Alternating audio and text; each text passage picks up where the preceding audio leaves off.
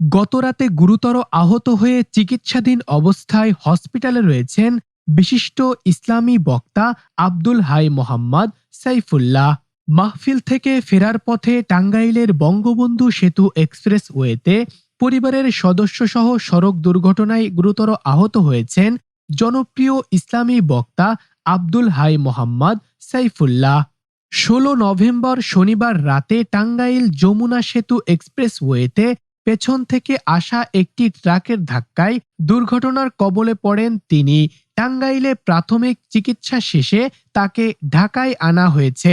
১৭ November রবিবার সকালে Abdul high Mohammad সাইফুল্লাহর Facebook পেজে দুর্ঘটনার সত্যতা নিশ্চিত করে একটি পোস্ট দেওয়া হয়েছে।